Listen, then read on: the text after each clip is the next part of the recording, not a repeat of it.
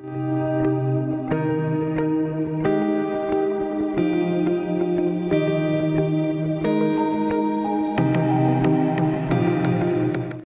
महीना, सिर्फ 2 महीना।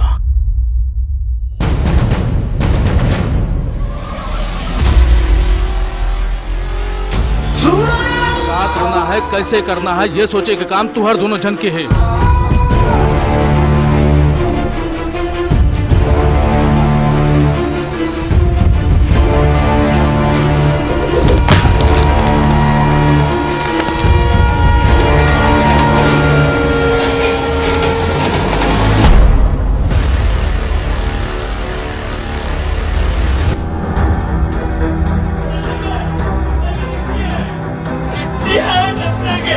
आखिर ये मोंटी है कौन?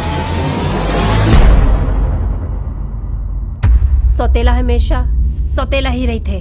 सिर्फ 2 महीना के मैं समय देवा था, सिर्फ 2 महीना।